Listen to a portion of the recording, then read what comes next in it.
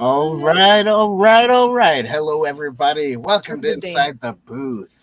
That is our new countdown. That's fun stuff right there. Bombing.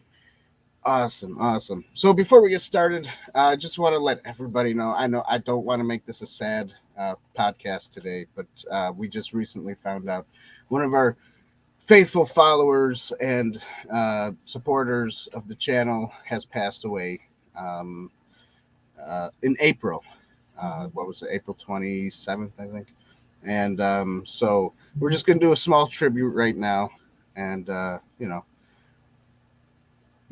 that. So here we go. First, I'm going to play this video and then the next one. Here we go. Wing hugs. Hey, a barn is right in front of them. Avery and Rayron does wing hugs. What was it? Was it yesterday? I don't remember when that was. And I said, "What about me? What I want some wing hugs too." I think that was yesterday. Is that what angels do? What is that? I don't know. I just thought it sounded cool, so I was like, "Wing hugs." Do that again, Dan. Do that again. Come on, Dan. R2, I hope you got that. Wow, That's so good. that's good stuff. Man. You reminded me of that. Was that worm from the Bug's Life? With the little wings. Yeah, He's got the little wings. Yeah. That's so cool. Dan's great at imitating strange creatures.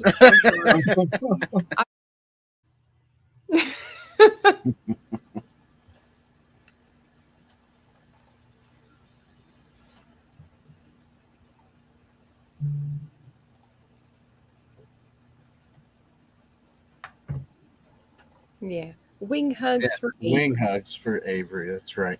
Wing hugs.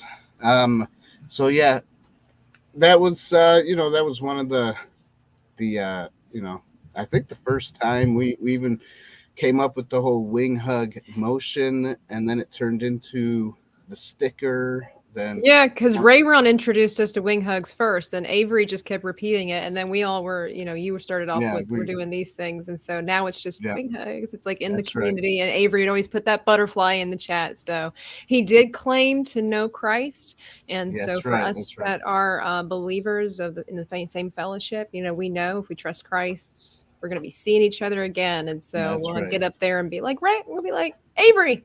Hey, what's up, wing hugs, man? That's right. He's getting his wing hugs now. Oh man! And so, just to say thank you to everybody who supports us here on Inside the Booth, and we also just want to take the time to just appreciate what you do for us here by following us and sharing and supporting us on different methods. We see all of you. We do appreciate you. We want to make sure that, especially in light of the situation, that that we're always grateful. We see you in the chat and. We appreciate you. Mm-hmm. And Dale is his brother that I just got in contact with. I think it was after we talked about wanting to wonder where Avery was that Sunday night. And then when we heard about it, I decided to try to find his brothers and sisters and kind of spammed them all. Hoping to love. Yeah, Dan spams people in love. That's right. Hoping to get, a response and stuff. What a creep. Yeah. In love.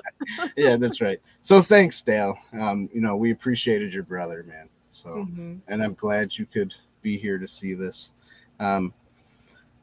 Yeah. So that's it. So we appreciated Avery. Avery's great. He was a great guy.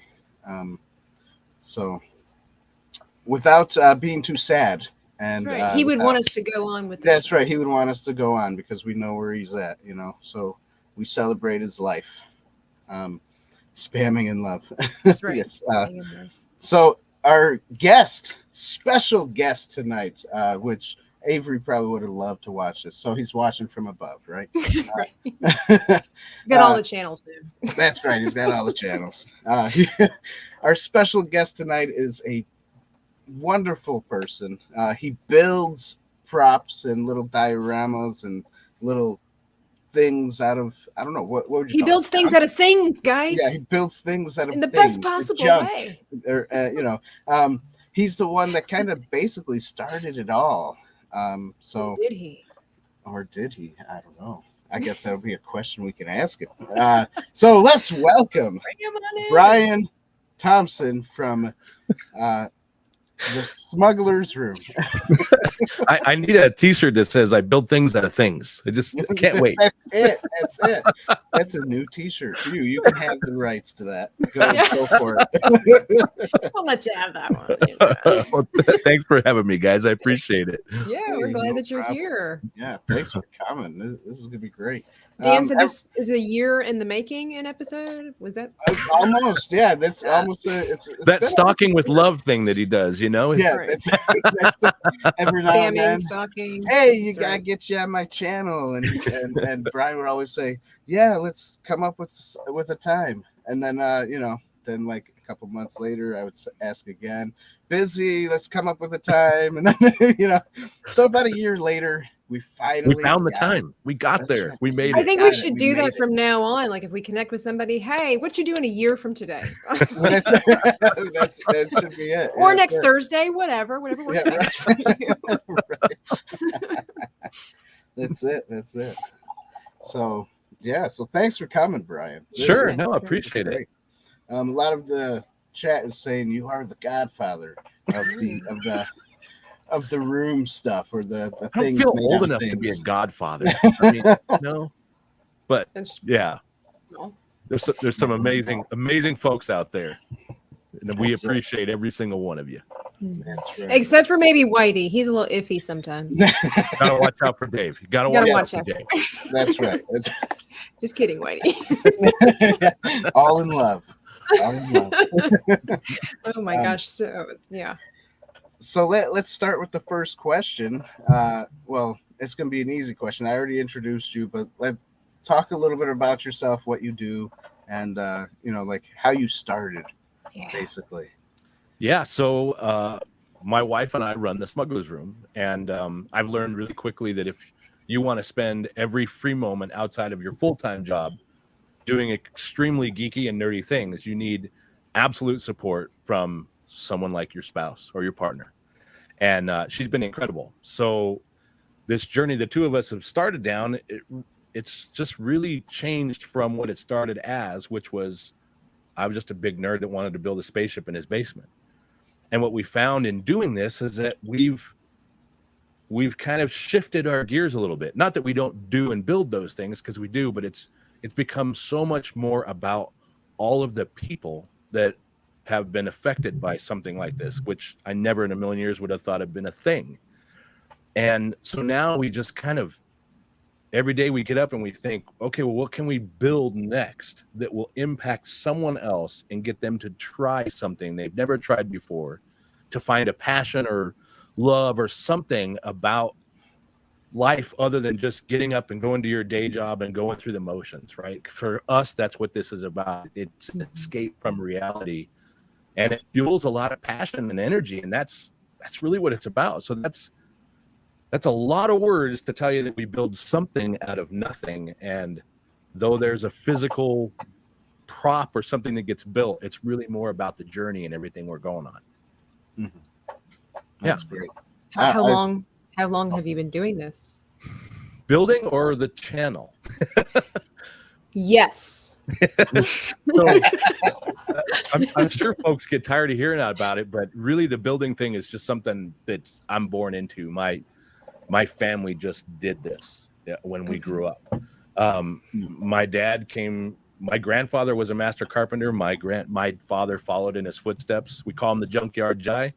It's completely fitting, because whenever we wanted anything, it wasn't, well, let's go to the store and buy it. It's, what do I have laying around the garage that I can put together and make that? And him and my mother, both just incredible artists in their own right, whether my mom's writing or my dad's building something. So as kids, we grew up, I have three lovely little sisters. We grew up just doing that. We built things. We built homes. We remodeled kitchens. We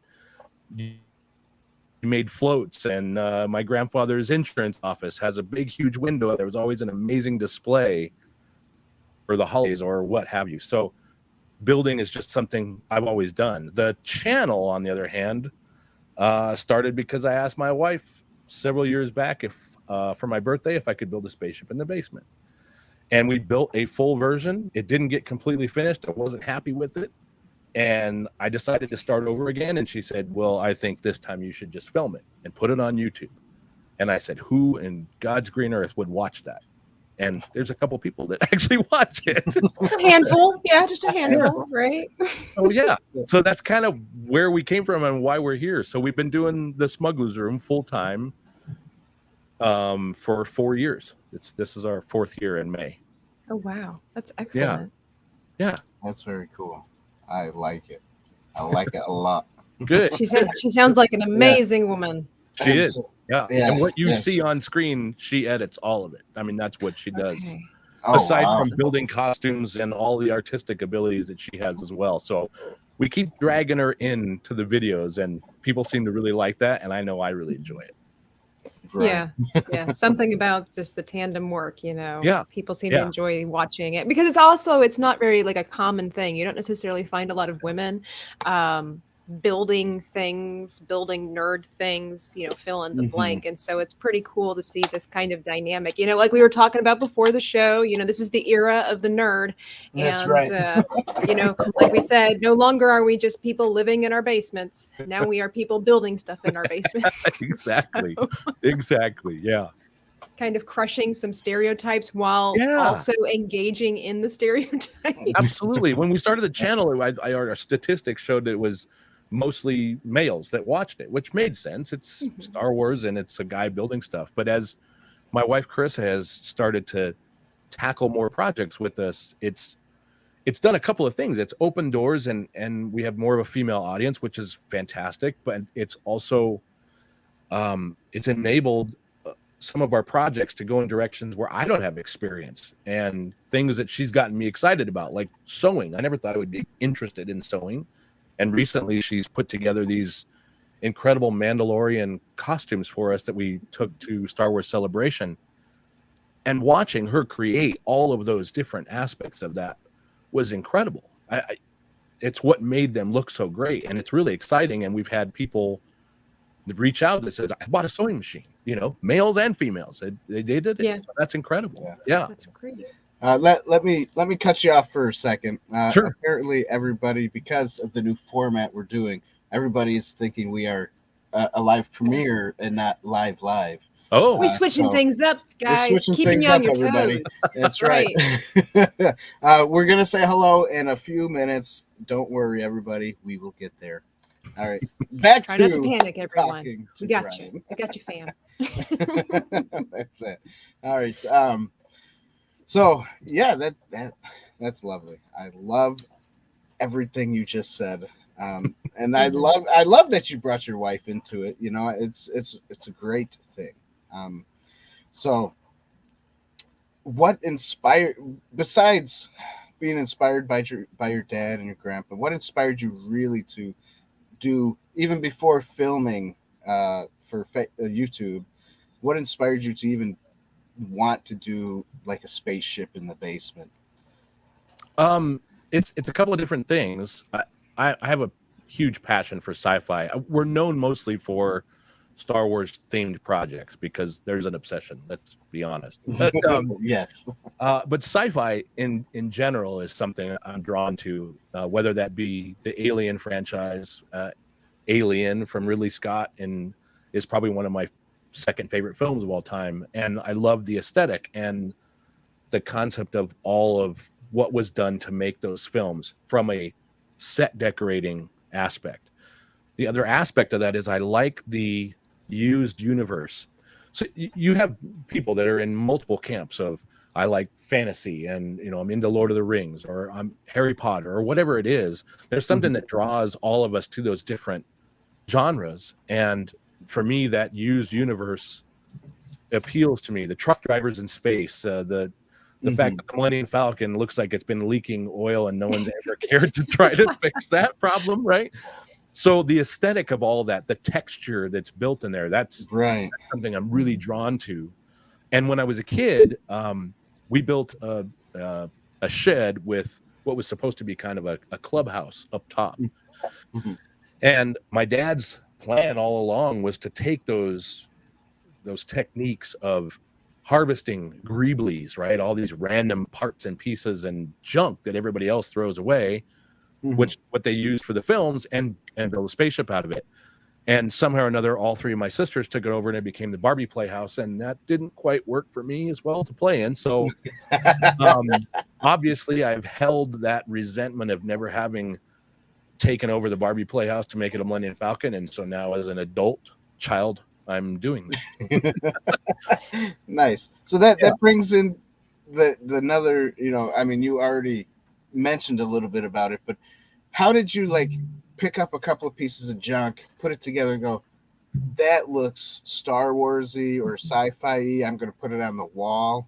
I mean, how did that come about? How do you look at crap on the side of the road and say, it's beautiful, I can get something out of that? It's a gift. I don't know if you'd call it a gift or if you would say you're just a little twisted, or is this something true, fellas? But I think I read a lot of articles and things like Cinefantastique when I was a kid. That was a magazine that had done a lot of articles on the folks that built the models for ILM when they made the movies. Those models were scratch built, and then they took model kit pieces and they cut them all apart and they kit bashed those pieces together to make something look like it functioned, that it had some kind of purpose. Well, then someone like Roger Christian comes along and says, well, I'm going to build the inside of the Millennium Falcon. I'm going to go to an airfield. I'm going to strip a bunch of airplane parts that nobody recognizes, and I'll glue all that stuff on the wall, and it'll look complex, but nobody will be able to identify it. So learning those things as a kid, later on, you keep thinking about it. If you're me, you just constantly think about it. And so as I started getting into the hobby, and I work in the audio video industry for my full-time job. So I see a lot of old electronics that get tossed out. They end up in a landfill. So I have the self-proclaim that I'm saving the environment by bringing all that junk home, taking it all apart and gluing it on the wall. But it's unrecognizable stuff. It's great texture. And between being able to take and harvest old junk that someone threw away, and with 3D printing or laser cutting and all these other amazing prototyping things we have, you can recreate that look. So I don't know if that answers the question, but it's just something that's always been on my mind. It never really stops as a creative person. Yeah, I understand. Wow. I mean, it's no different. I think it's no different than anyone that has obsession with anything. There are people with obsession with photography, and they have to capture the perfect sunset or the landscape, or someone that paints dogs or whatever it is, right? You just when you get that hook, you never let go. And for me, that's just what it's been. It's just an obsession. Nice. I love it. All right. It's almost 20 minutes in, so we'll take our little commercial break. Go intermission. Ahead. That's right. Oh, for me? Yep. You want me to talk about the stuff that we sell on TeePublic and Teespring, and the fact that we have a Patreon, and we've got all kinds of beautiful merchandise that you could get if you're wondering what it could be and what we do here? What is this place? What is it that you do here? Merchandising. Merchandising, merchandising, where the real money from the movie is made.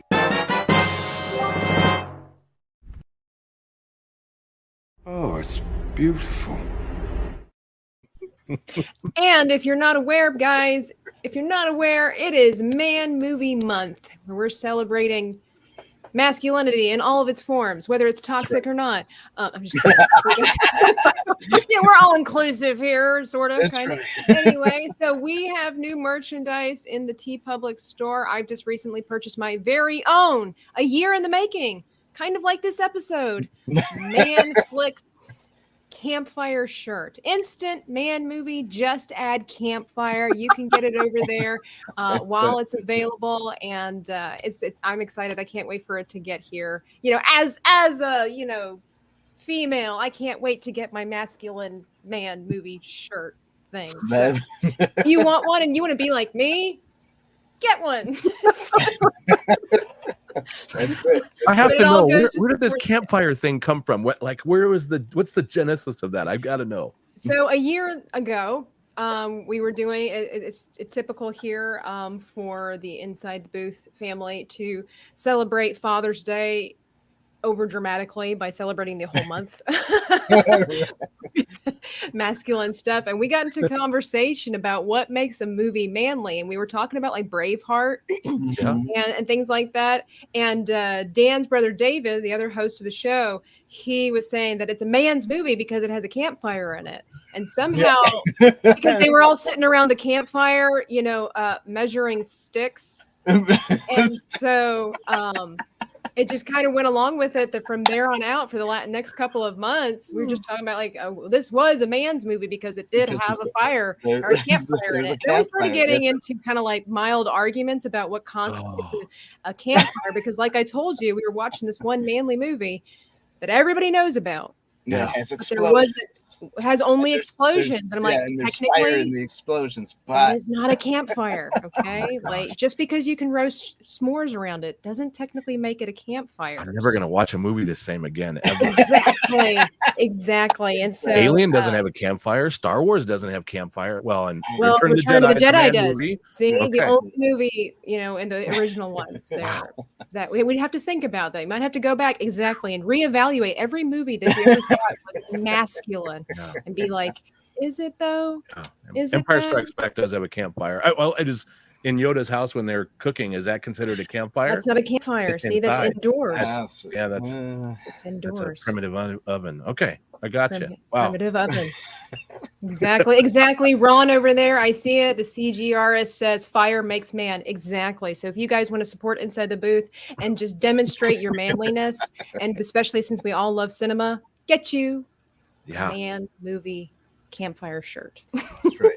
You can also, because it's on TeePublic, you can also get it available for like book covers, mugs, tank tops, and things like that. It doesn't have to specifically be a shirt. That's it. Pillow. Sketchy guy says they roasted Darth Vader. That's the ultimate campfire, buddy. Yeah. That was. Assassins in the same thing. Oh man. I love the sketchy guy. Beautiful. So with that being said, talking about people, let's say hello to everybody who is in the chat room. Hey everybody. All right. we'll call you by name because we all love you. We got TD in the chat room. We got Whitey Wicked Workshop, Dave White. We love him. We got Black Market Outpost, Dennis. We love you. We got Docking Bay 327. Oh yeah. My mind just went blank. Can I help you? I don't know where you're at. Yeah. There's so many people. Anyway, Junkyard Jedi. Hey, there he is. Somebody we were talking about. That's great. Thanks for coming on the show. We got Kevin Conke. Kevin Conke. I don't know where you're Want at. me to put it up there? Kevin Conke. Yeah. Yeah, there we go. I'll just butcher your names. It's okay. Man, Ryan damn, when G. you can't figure out the last name, just go with the first name. If you can't figure out the first name, just go with the last name. Keep it simple. Be like, hey, dude. CG artist, Ron. The Maker, that's your brother. Outer World Workshop. That's Jamie. Oh, nice. Isn't it? All these cool people in the chat. Oh, my goodness. What an awesome community. I know. We got Uncle Mike. Hello, hey, Uncle Mike. Thanks for coming. We got JT Gunter. He's good with graphics. We have obviously we already said hello to Dale Cruz earlier. Thanks, Dale, if you're still here. Hopefully you like the show so far. We got Rogue Disney. Who wouldn't? I know, right? We got James. James. I don't wanna butcher your name. We got Ado from Fab Works. Ado. We got Phil TMNT. We got who else do we have? Am I missing anything? Props and Villainy. We got Miguel Rivera. I don't know. Miguel, is that what it is? Okay. Miguel, probably. I can't see I don't see the list, so. All right, yeah, sure. I'll put it up there. Yeah. Miguel. Yeah. Miguel. That's like It's like that guy, that other guy named yeah. Miguel. Okay, we got Press Play. Alan. We got Soul Assassin. We have we got Sketchy Guy. Sketchy Guy, he's fun. Look, Sketchy Guy. I got your pin. Oh, thanks, Tabitha. Make it big. James, Bonnie Stern. I'm trying to scroll real fast here. It's not like it's a census, Dan. Like they're not required to pay taxes if we don't like say their name or something. Dan's focused. Well, he's very committed. Yes, he's like down for it. We got Tabitha's mom is here. Hello, Tabitha's Hi, mom. Tabitha's mom. Yeah, that's right. Mrs. Watts. I'm not going to say her first name. I always butcher it. But there we go. Everybody does. Dan is copying Vader. LOL. Are you talking about, what's his name? Matt Vader? I don't know how I'm copying him, but okay, cool. I love it. Thank you. Must be something you're doing. It's got to be a, what is it called? It's the hair. Because doesn't Matt Vader have like a wig on? A long-haired wig. It's a compliment, though, right? Yeah, there you go. Okay, it better be a compliment. That's all I'm looking at. Okay. But I am the law, so that's all that matters. Yeah. You can also get your law shirt and sticker. That's right. At the store. At the store. That's right. All right, so that should be everybody, and then we got a bunch of people lurking. I'm guessing because I don't think I said 25 names, unless I really did. I can't remember. So I didn't count. Let's start over, and we'll count. Yeah, let's go backwards this time. Yeah, let's go back up. All right, so so thanks everybody for coming and watching and joining us. So yeah, that's it. Back to the show. Whew, that was. Could you explain, Brian, for the people in the back? Yeah. What are greeblies? Greeblies. So, greeblies is a term that it's debated. I'm going to say that right now. It's debated whether George Lucas came up with the term or someone like John Dykstra that worked on the film. But essentially what a greebly is, it's a word that helps describe an object that cannot otherwise be defined.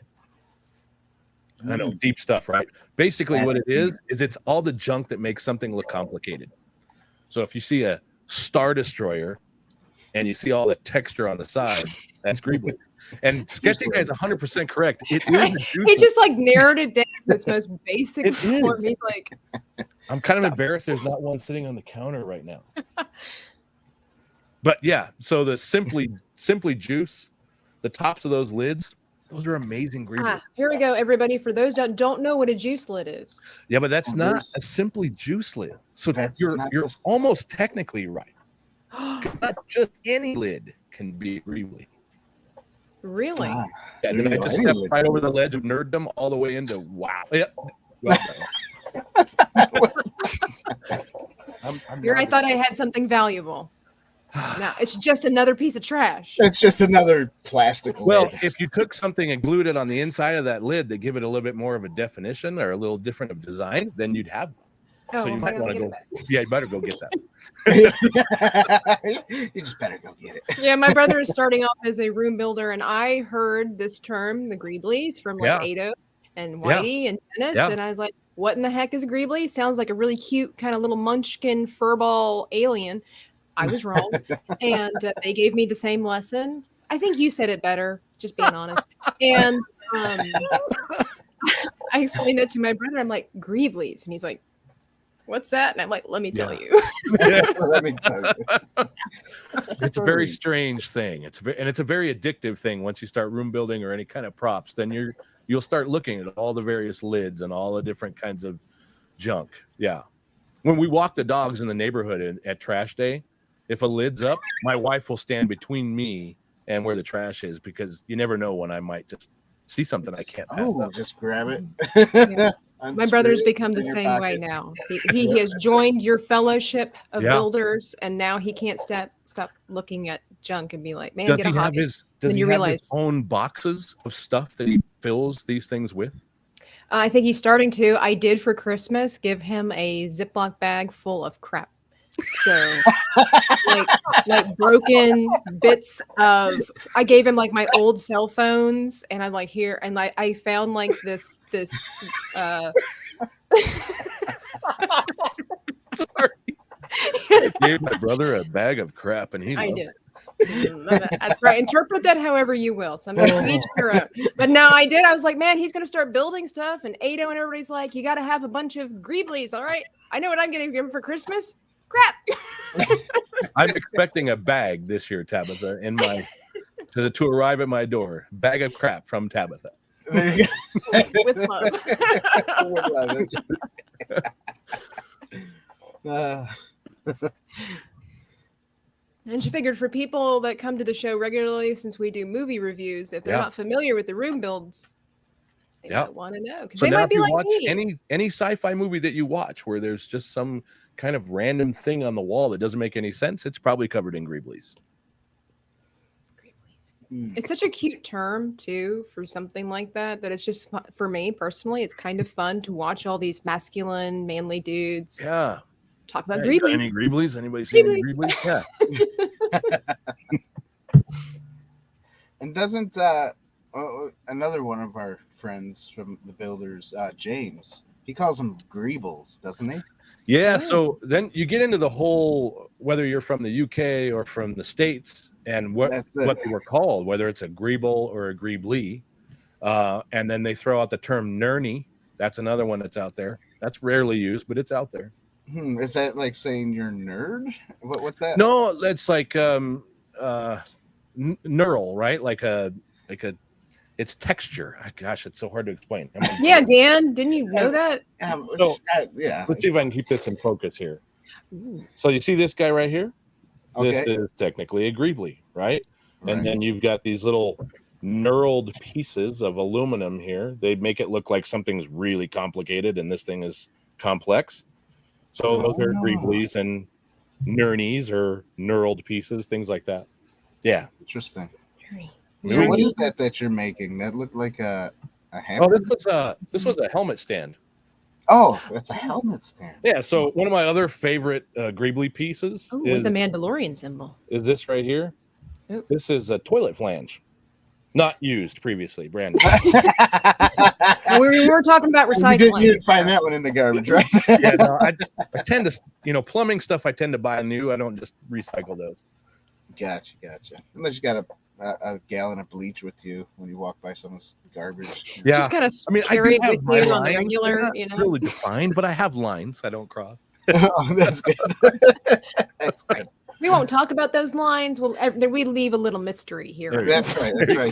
Well, I mean, there are some people out there that go, well, if it's free, it's for me, and they just grab it anyways to clean it up, and then you won't ever know.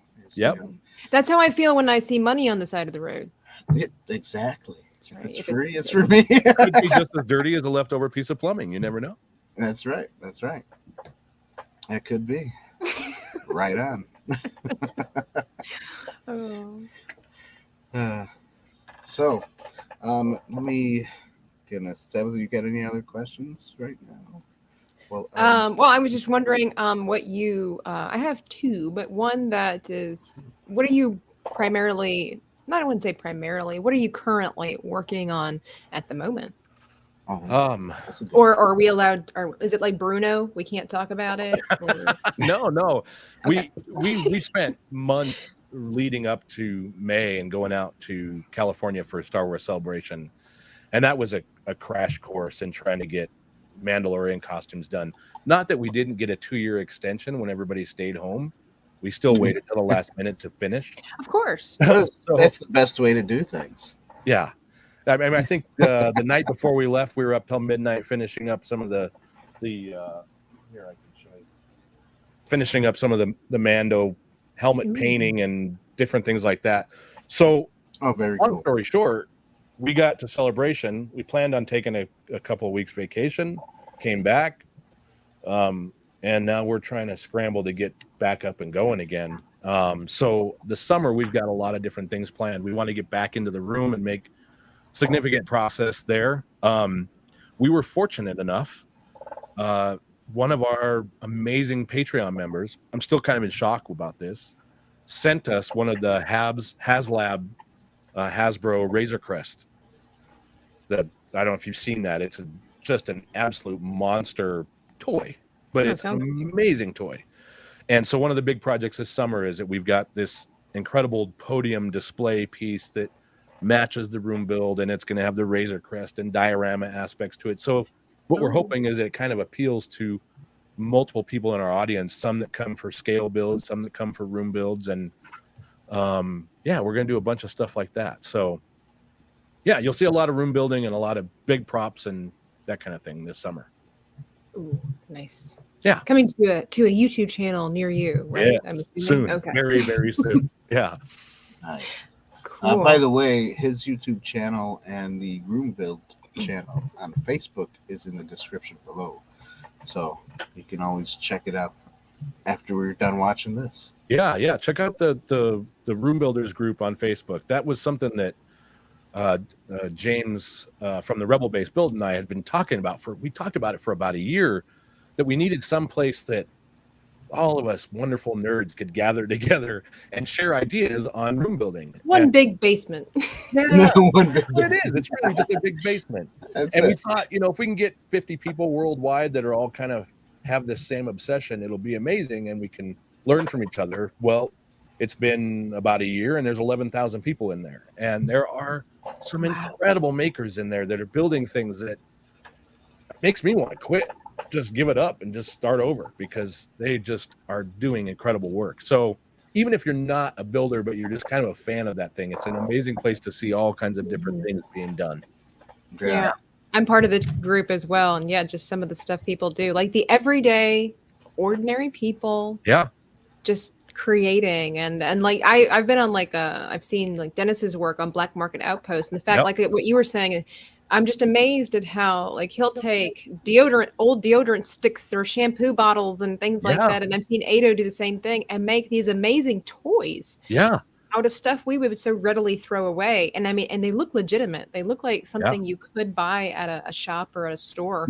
And you delved into that, right? I mean, I saw your TIE Fighter helmet paint job that you made for Dennis, and then he took the rest of it and built the stand. But I mean, I just paint it. But as far as the grand scheme of things, like I didn't build it. I am not gifted at building. I did like deconstruct a book and then kind of reconstruct it to look like one of the ancient Jedi texts. But I don't know, for me, it's a little bit different than actually finding stuff and gluing it together. Like I am not gifted as a builder. I just can't do it. I'd argue that. I would argue that with you. And we have these kind of conversations a lot, especially my wife and I, where we'll say, well, that person builds scale models incredibly, or that person can 3D model and create.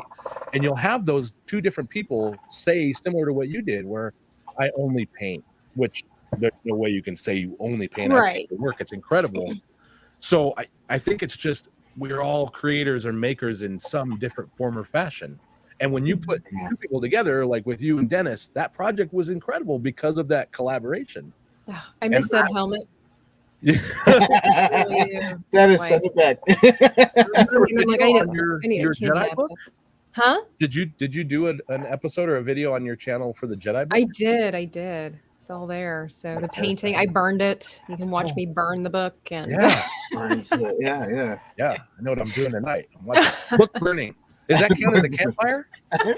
I didn't roast any marshmallows next to it.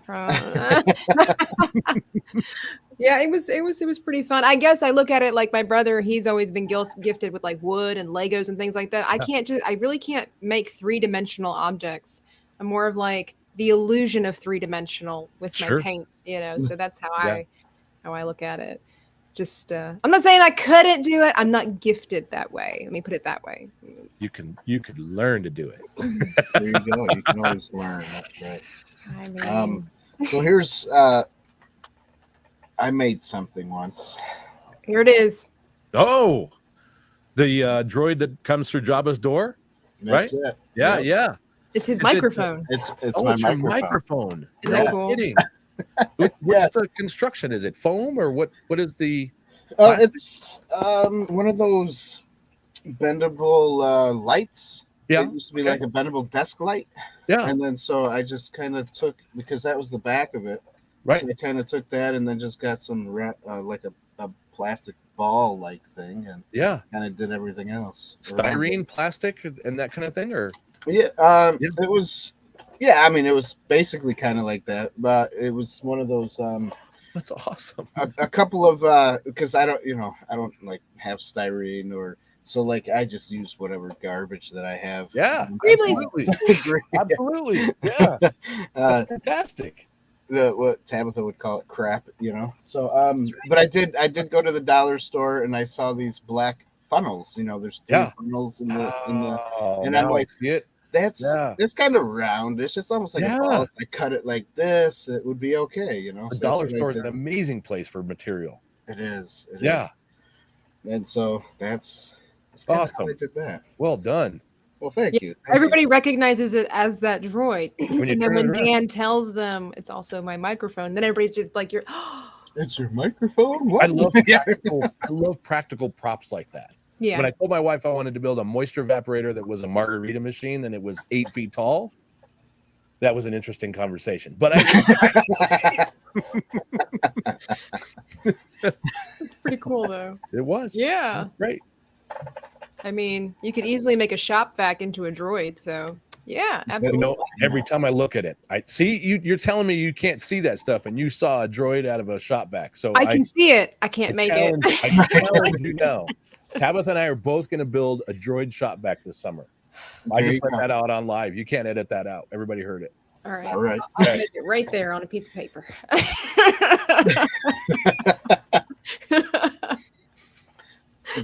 Brian, you're just gonna have to do like a collaboration like Dennis did, Yeah. Send her a couple of things. Okay, there we this go. Is what I want you to do. Go. And then send it back. Get a shop vac in the mail. Bag of crap that you can glue to her shop vac. I do have a shop vac. There you go. And you can paint. So there you go. That's good too. It's gonna be like up here now.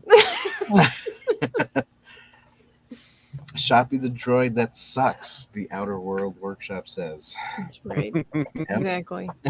Shop back droid. Now in the Room Builds Facebook page, you guys do challenges and things like that? Is that correct?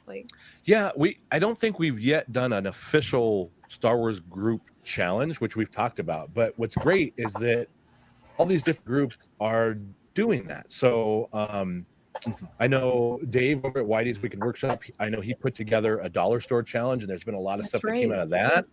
Last year there was a frog challenge that they did. And then did recently, you say fraud or a frog?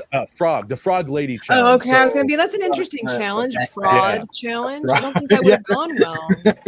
I could do that well. I could be a fraud. Ado just launched his Doc Ondar Savvy Workshop challenge. He just announced that this last week.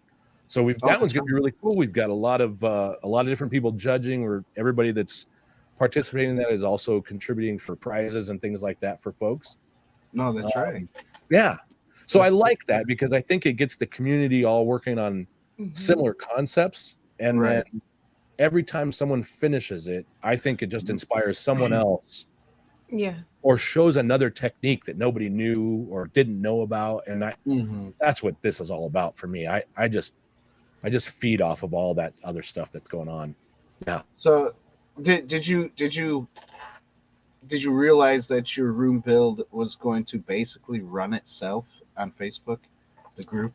No. I really thought, I think one of the reasons that James and I were so hesitant at the beginning is we didn't know if we would have the time to be able to do that. So when we launched it, it was kind of like, well, let's see what happens. Now, one of the greatest things that happened was we reached out to Ado and to Derek with Van Oaks Props, and we got them involved as admins. And I'm telling you right now, those guys do so much of the heavy lifting. It's incredible. Just going through all the people that want to be part of it and making sure we've got the right people there and monitoring what goes on in there. So it might be a better question for them, but I think for the most part, it's just this living group of people that are super excited to be in that group. And when we went to Star Wars Celebration, I met so many of those members And that was incredible, just to be face to face and saying hello and putting a face to a project, right? Knowing like, oh, you built that. That was incredible. And just having a conversation about it. So yeah, it was a good time. That's wonderful. It's nice to see a community which pretty much is surrounding or centered around Star Wars, grafting itself together, just because, as we all know, there have been a lot of divisions in a lot of the different franchises, been a lot of Star Wars things. So it's nice that at its heart, the fans, no matter what your views are about the movies, we still have this love for Star Wars and gravitating to one another in that, that love for the franchise and still building things. Yeah. Yeah. There's not a lot of conversations in there where there's the toxicity that comes with it. And I love that. And I think we spend a lot of time filtering that out, because you're right. It's, for us, that's just the love and passion for it. You don't need all the other noise, Right. Yeah. Because you could do that with like Star Trek too. It's not just Star Wars, any franchise. Yeah. So that's, I think that's really cool, and I love the positive feedback and the positivity in that build, because you could probably get somebody that's like, wow, but The Last Jedi, or but you guys focus more on the background, right? Oh, but the background was so cool looking, the droids, and I think that's what makes even watching those movies again better, in my opinion. And I know this is not your show, but my opinion is like, they were not well written, but because of what you did, I like watching it better, because I do look more at the background. You get to watch even right? Yeah. Than I do just watching, so that was cool. That is cool. And we need more of that. Yeah, we different elements. Agree. Yeah. Just watching different members in that group that will come to someone's aid. I don't know how to build such and such. And before an hour's gone by, there's 15 people in there with links to YouTube channels where something was done, or links to product you can buy that'll help you do it, or a tool, or whatever it is. And no one's picking on anyone for wanting to do this kind of stuff or not knowing how to do something. It's more of like, oh, you want help? Here's 50 people that are going to come running at you at the same time because they all want to help. And that makes all of what we do worth it. And that's what Chris and I constantly say is, it's not really about what we make anymore. It's more of just, I want to fuel that community. So whether you liked what I built or not, I don't care, as long as it got you excited to do something yourself. And we just keep fueling that fire. And we've seen YouTube channels that pop up all over the place over the last couple of years of more people doing it. And I had somebody ask me at Celebration, aren't you mad at all these other YouTube channels? Like, are you kidding? It's a supply and demand thing. If I was the only one doing it, you'd never grow, for one. It would never be valuable for another. And seeing all these different people do it, all I can think of is, okay, I want to collaborate with that one, and I want to do something with that group, and we need to get everybody together. It just, I don't know. For us, it's just exciting. It just really is exciting. Right. I read earlier, so far up, that Props and Villainy said that if it wasn't for you, he wouldn't have started making stuff out of his garage, Dude, have you seen Kelly Stern's channel and all those crazy... That guy's built more control panels than anyone that's ever worked on a sci-fi film in history. Yeah, they're amazing. What's cool is he's making one for me, and he's doing a mix match of Star Wars, Ghostbusters, and Teenage Mutant Ninja Turtles. Dan's love. I'm waiting, but he's waiting for me because I got to get the sound bites to him. Yeah, but Kelly makes some, and Kelly has a basement. Boy, let me tell you, if you need to go, I'm pretty sure he's got an episode on his channel, but he's got a whole basement. Actually, we did a project with him, and he sent footage of the basement. I'll send you the link so you can put it in the description. Okay, but yeah, I mean, that guy's.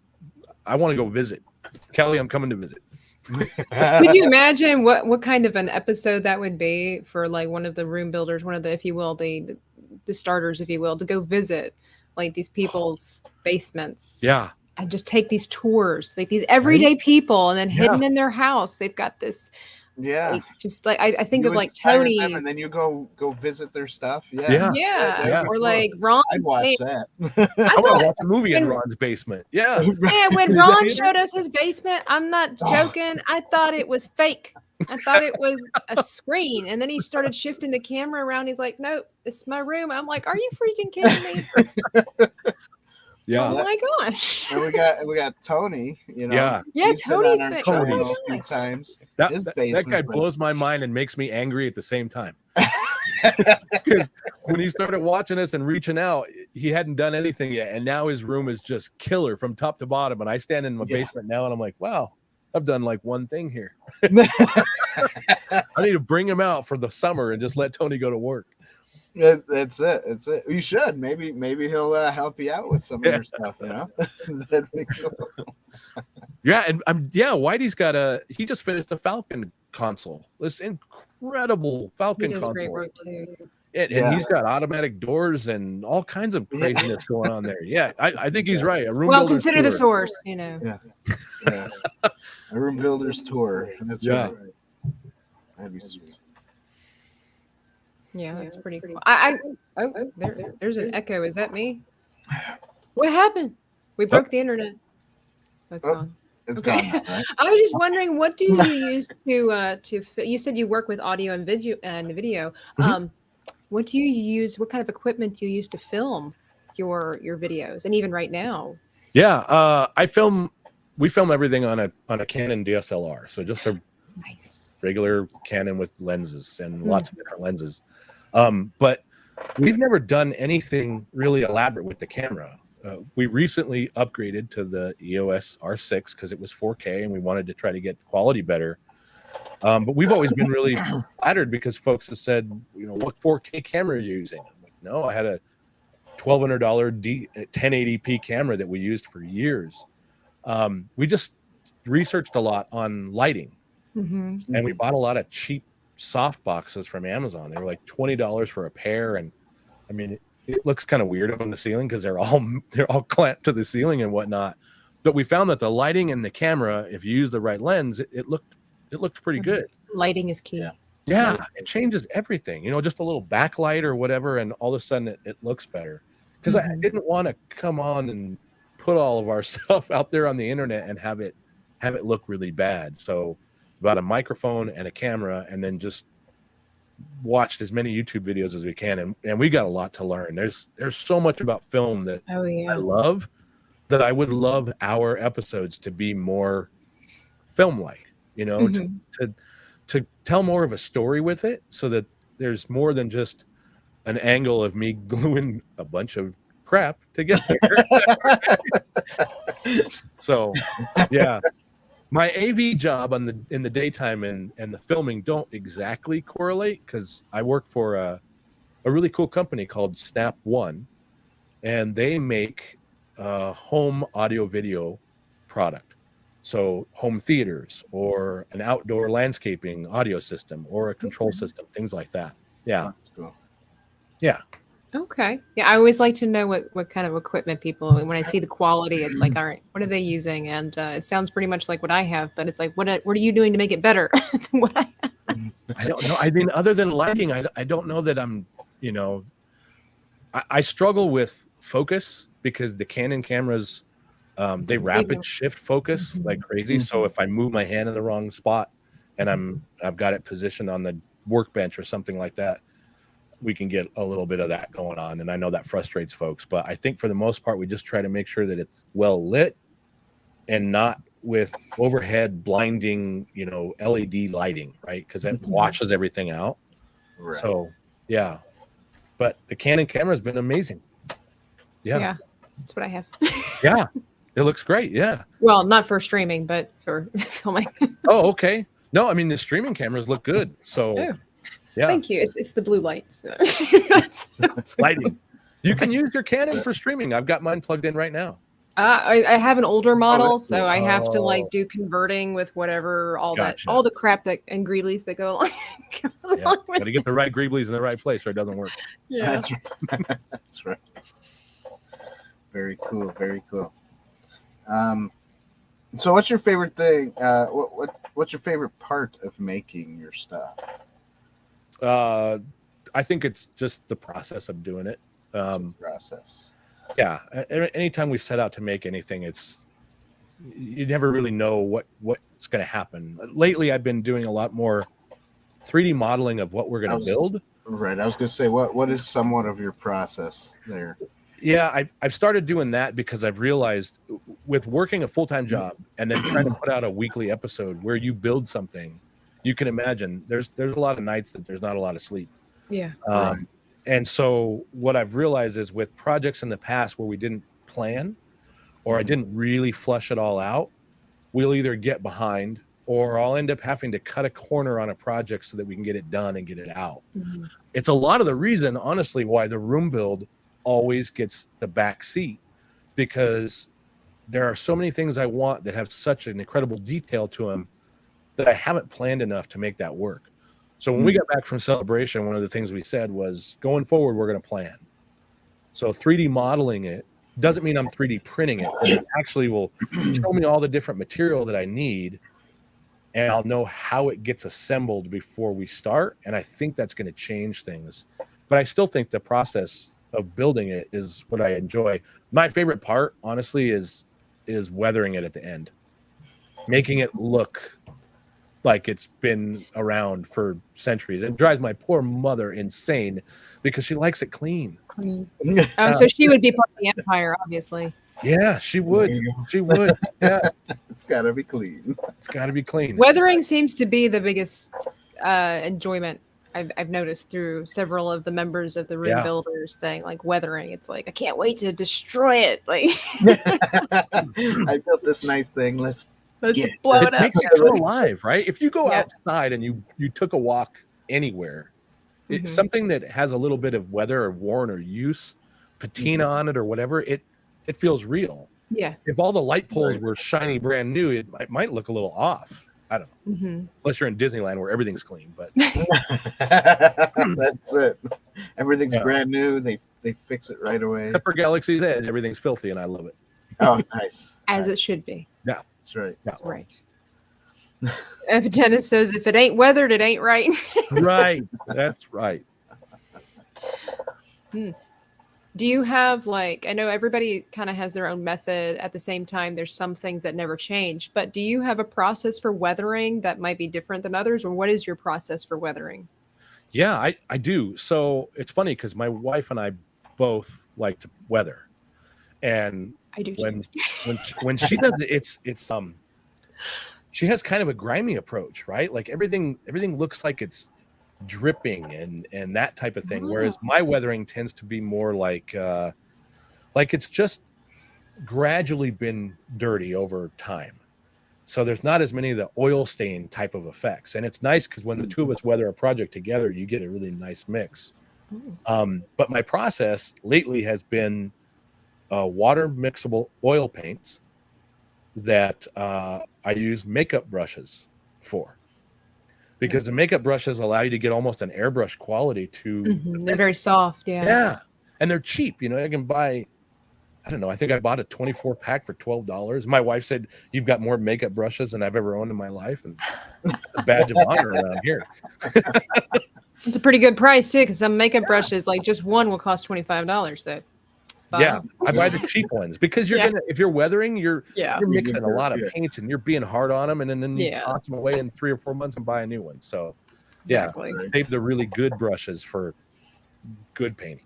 Your face, yeah.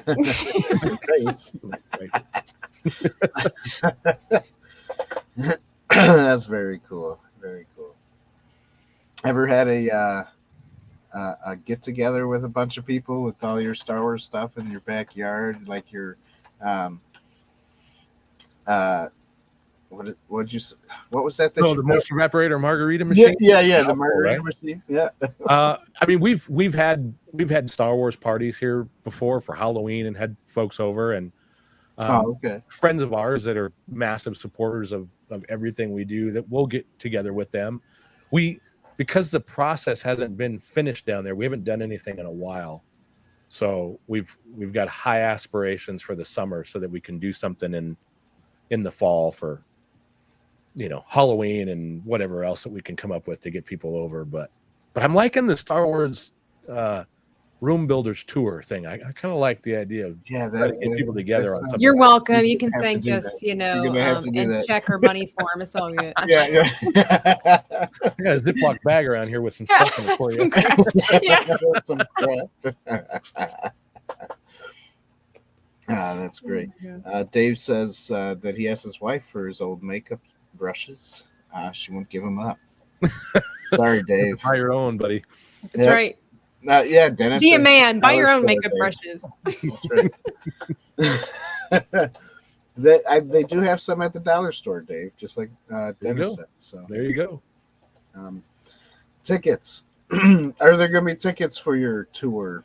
That's. I don't know. I'm going to have to ask Tabitha how we organize this. Yeah, she's going to have to be a part of this and try to organize everything for you, huh? Background checks for everyone. That's right. That's right. Got to provide your mother's information, because if we ask Mama and you ain't a good boy, you are off the list. Coming. That's great. I love it. Beautiful. Yeah. I didn't have too many more questions. Do you have any questions for us? So how long have you guys been doing this? The inside the booth, how long has it been going? July will be 5 years. Oh wow, okay. That my brother and I started it, but we didn't start the live stuff until about 2.5 years ago. Gotcha. Okay. Yeah, and then I'm new here. Yeah. A year. I just had it celebrated. Was it this month or is it last month? Last month celebrated a year. Excellent. Yes. Yep. Started with Star Wars too. They asked me on, and it was just, we decided to do May as Star Wars month in May, as it should be. Yeah, that's right. So that's what we did last year, May, and great. That's awesome. Excellent. It's a lot of work. I'm glad you guys are doing it. It is. It has been a lot of work. And we're crawling slowly. It's a slow burn going uphill, and I've been told multiple times it's a marathon, not a sprint, and sometimes it feels like you're crawling through the marathon. Yeah, exactly. Yeah, some days it's like, and the other days it's exactly. Yeah, for sure. But it's all good. It's good. Yeah, we've met a lot of interesting people. I mean, if it wasn't for Inside the Booth, I wouldn't have met, any guys, the guys like you and Ado and everything else. And so it's been really a pleasure just being part of the group, just because getting to meet other creative people. Yeah, I always thought it would be kind of this anonymous thing, and I've learned that it's intertwined all of us together. So you're right. You get to meet so many different people doing different things, and it's makes it worth it. It's exciting. Well, I mean, and we're a movie review show primarily, and so the fact that we've had musicians on here and other kinds of creative content providers, it just we try to reach out to almost everybody. Yeah, absolutely. So it's been a journey. It's been fun, and there's sometimes where I feel like, man, I want to put like more interviews in a month, but we don't have the space or the time at the moment. Yeah, so it's always 2 a month usually, and I'm always like, dang, man, I would love to get more people, but eventually we'll get there. If we decide to add another day or something, I don't know. Sure. Future. Dan's got a plan. I got a plan. That's right. I got a plan. Whether I'm part of that plan is still pending, right? Just depending. I got to look at my calendar. Hey, Matt Bader. Look, it's the wig, Dan. I told you. And the beard. Is it? Oh, there you you go. You just need some sunglasses, and you could look hat. just like Matt. Oh, it might be the button hat, because he's. I started a new button hat. Send him some. Send him some. I do have these big old buttons that I made. I'll send you one. It's got all the core 4 How do we say that? Anyways, yeah. The core four. Yeah. Sketch guy drew that one. Love him. He's a great guy. So yeah, I can send you one or two, something or other. Yeah, so that's it, I think. All right. I just have one last question. Yeah. Is that for away.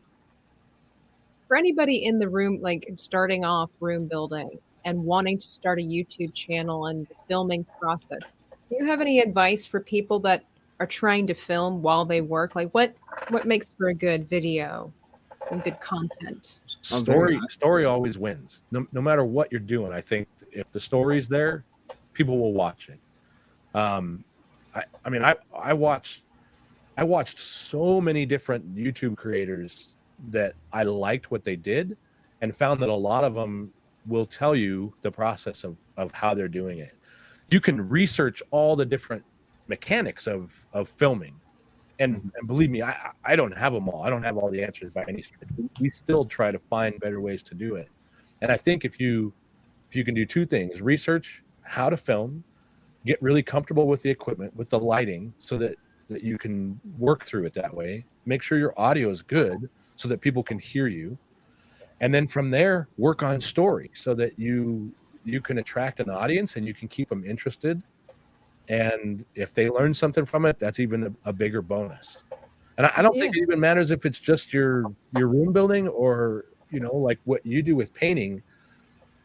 You tell a story when you do your painting, and you don't talk, right? A lot of the time. A lot of times, no. And I find it interesting because you're telling a story. I've seen you do things with cards and little things that are written on it, and it's intriguing, right? You get sucked into it because now you're part of the story that's happening, that journey. So that would be my advice. Separate the two things. Learn the mechanics of the stuff you need, and then learn how to tell stories and go with it. That's good. That's excellent. Thank you. Yeah.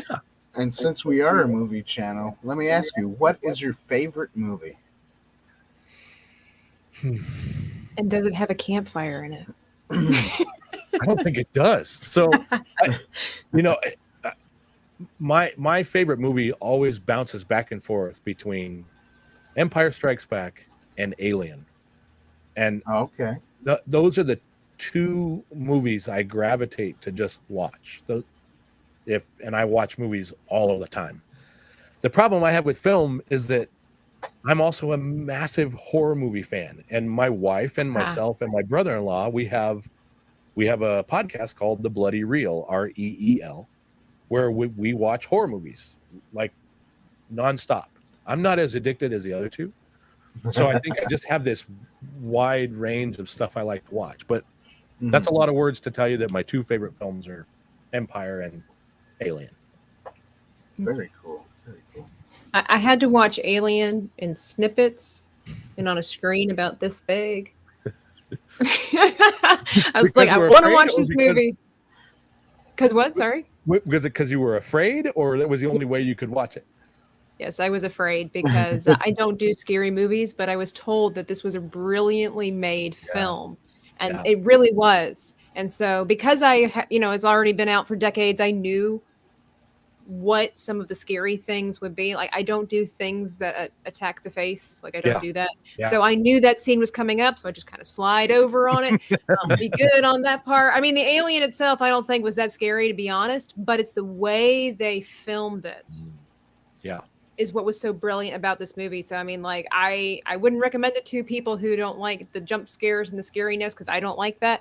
But as far as the lack of music and the use of sound and lighting, oh my gosh. Like, what you didn't see, right? What that you was didn't more terrifying. See. Yeah. I'm with you 100%. Yeah. So before we go, what are your two favorite movies? I'd like to know. Go ahead, Dan. Man, it's a toss-up. I really love Braveheart.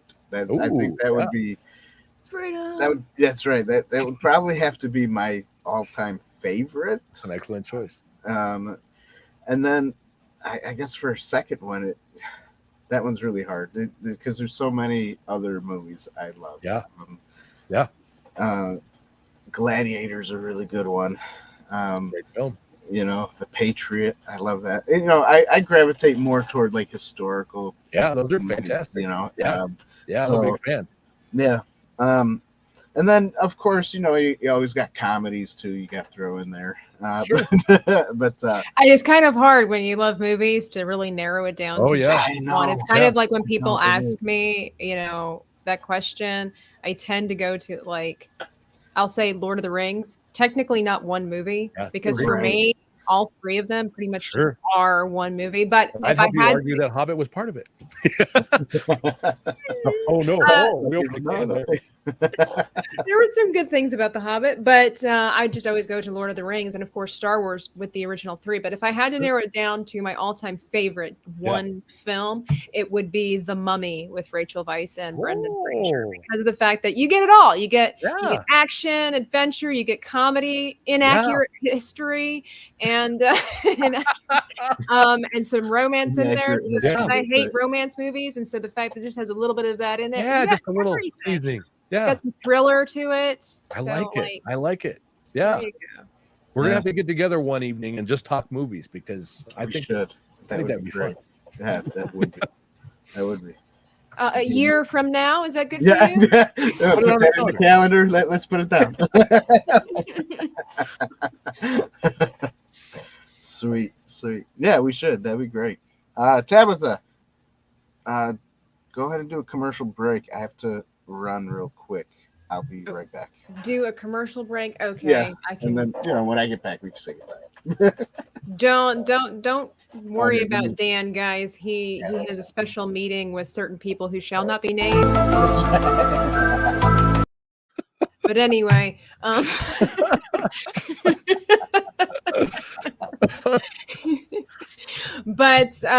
well, of course, guys, you know that I already said where you can get your merchandise and things like that. And Dan, you gotta learn to mute yourself if you're gonna leave us. I can't talk if you're interrupting me, Dan. No, but next week, guys, since you have been enjoying these episodes and doing something different, next week we're having our third episode of Girls Night here on Inside the Booth. Girls Night, not just for the ladies. Although it is an all-lady cast, we, of course, invite all the dudes to come join and watch, because we're doing different takes on films, primarily here on Inside the Booth. We do movie reviews and we do our 5 categories. You know what they are: allegory, cinematography, music, acting, and so on. But with Girls Night, we dig a little deeper. We talk about more of one subject in and of itself. Last time we did villains, those that we love to hate and the ones that we hate to love. This coming episode, we are going to do, in honor of Manly Movie Month, cringy, manly, macho movies. And going to be contrasting these uber masculine things, basically the difference between how guys view masculinity versus how girls view masculinity in the films. And so it should prove to be really interesting, because if you look up the definition of masculinity, it's very vague, which I thought was interesting, especially during these kinds of times where the idea of gender association has been kind of, twisted a little bit here and there. With the traditional sense of what masculinity is, it still is very a vague definition. It's basically being manly and doing manly things. So with that being said, macho manly movies, are they cringy? Are they actually representing masculinity? We, the ladies, are going to let you know.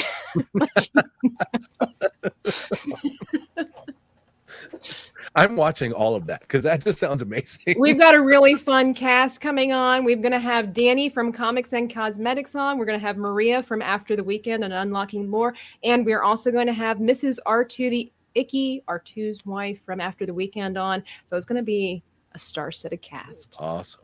Bring it in the fire. Bring it. Yeah, sorry for not muting the microphone there. I didn't know what you were going to do and what the Illuminati had to say, so I figured we can't, we're trying to establish ourselves here on the internet. We don't need to get blocked. It's a family show. It's a family.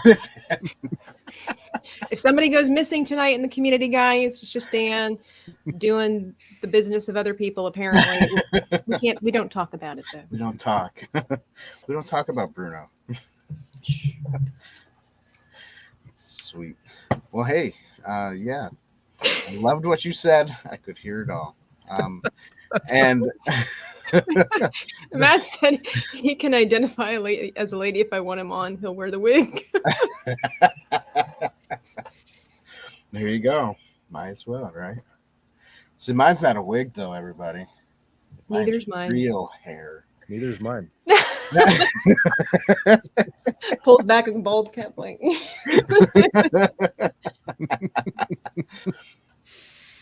Yeah, by the end of July, though, I will be cutting this beautiful locks. Pulling the Samson and Delilah. Yeah, well, you know, my wife wants me to, and I guess it's time to stop sweating because I don't know how you ladies don't do that, Dan. It's bad for you. Yeah, I know, but the back of the hair covers. I don't know. It keeps me warm. Why? It's like really warm. Why do women do that to yourselves? You know, so I have to put my hair in a ponytail. You really want to know? You really want to know? And then it gets, I don't know, long hair gets greasier faster. Why is that? Because you're constantly doing this. Could be. I have no idea, but I just don't, you know. Trust me, I know what you're talking about. I've had this hair since I was young. And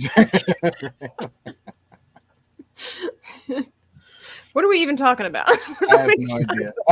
I just started talking. Anyway, I think we're supposed to say goodbye, right? Right. Oh yeah. Oh yeah. Oh yeah.